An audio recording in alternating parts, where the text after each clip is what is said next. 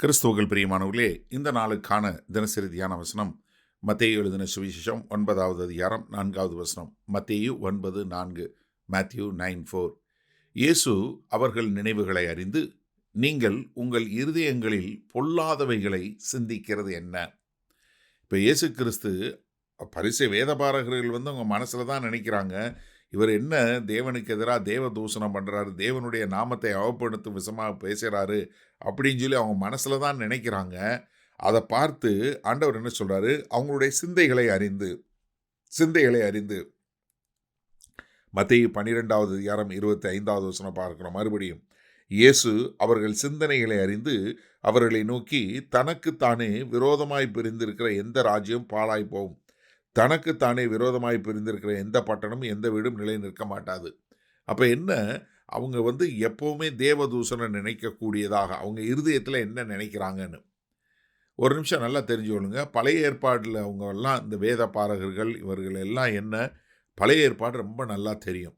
அவர்கள் தேவனை பற்றி என்ன அறிஞ்சிருந்தாங்க, ஒரு சின்ன ஒரு பகுதி மட்டும் பார்ப்போம். 139வது சங்கீதத்தில் 2வது வசனத்திலிருந்து பாருங்கள். முதல் வசனத்தை வாசிக்கிறேன். கர்த்தாவே, நீர் என்னை ஆராய்ந்து அறிந்திருக்கிறீர், என் உட்காருதலையும் என் எழுந்திருக்குதலையும் நீர் அறிந்திருக்கிறீர், என் நினைவுகளை தூரத்திலிருந்து அறிகிறீர். எப்படி? என் நினைவுகளை தூரத்திலிருந்து அறிகிறீர். நான் நடந்தாலும் படுத்திருந்தாலும் என்னை சூழ்ந்திருக்கிறீர். என் வழிகளெல்லாம் உமக்கு தெரியும். என் நாவில் சொல் பிறவாதற்கு முன்னே இதோ கர்த்தாவே, அதையெல்லாம் நீர் அறிந்திருக்கிறீர். அதாவது தேவனை குறித்து அவங்களுக்கு தெரிஞ்ச ஒரு காரியம் என்ன, கர்த்தருக்கு தெரியாமல் ஒன்றுமே இல்லை, அவருக்கு எல்லாமே தெரியும். இப்போ இயேசு கிறிஸ்து அவங்களுடைய நினைவுகளை அறிந்தவராக பேசுகிறாரு. நான் லூக்காலிருந்து சில வசனங்கள் வாசிக்கிறேன் பாருங்கள். லூக்கா 5வது அதிகாரம் 22வது வசனம். இயேசு அவர்கள் சிந்தனைகளை அறிந்து அவர்களை நோக்கி, உங்கள் இருதயங்களில் நீங்கள் சிந்திக்கிறது என்ன? சரியா? அடுத்து லூக்கா 6வது அதிகாரம் 8வது வசனம். அவர்களுடைய சிந்தனைகளை அவர் அறிந்து சூம்பின கையுடையவனை மனுஷனை நோக்கி, நீ எழுந்து நடுவே நில் என்றார். அவன் எழுந்தான். ஏன்னா அவங்க இருதயத்தினுடைய சிந்தையை அறிந்தவராய். அடுத்து லூக்கா 9வது அதிகாரம் 47வது வசனம்.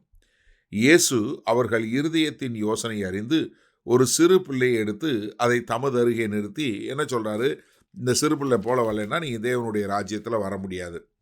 லூக்கா 11வது அதிகாரம் 17வது வசனம். அவர்களுடைய சிந்தனைகளை அவர் அறிந்து அவர்களை நோக்கி தனக்கு தானே விரோதமாய் பிரிந்தார். மறுபடியும் அதே காரியத்தை சொல்கிறாரு. அப்போ என்னென்னா, அவருடைய வாழ்க்கையில் திரும்ப திரும்ப அவர்களுடைய சிந்தனைகளை அறிந்தவராய் இருக்கிறார்.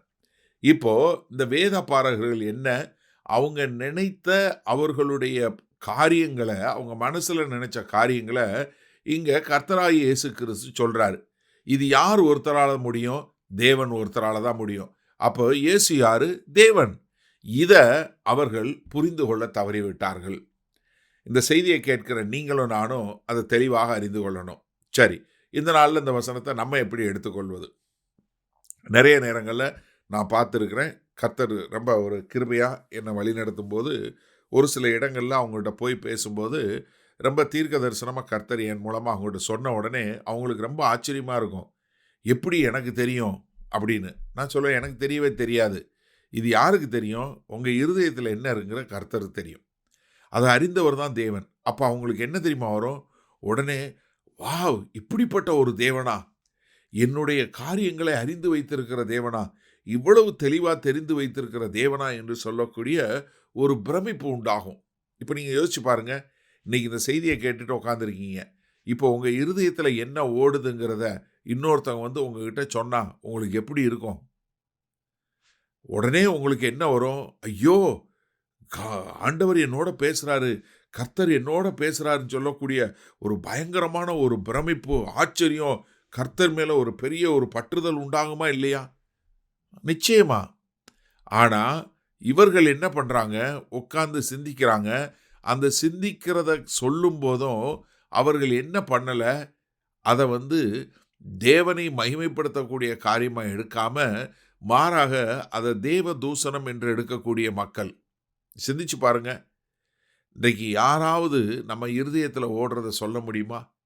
தேவன் ஒருத்தர் தான். ஏன்னா 139 சங்கீதம் தெளிவா சொல்லுதுலையா, என் வாயில் ஒரு சொல் பிறவாவதற்கு முன்பே என்னை அறிந்து வைத்திருக்கிற தேவன். எனக்கு அருமையானவர்களே, நீங்க தேவனை பார்க்கணுமா?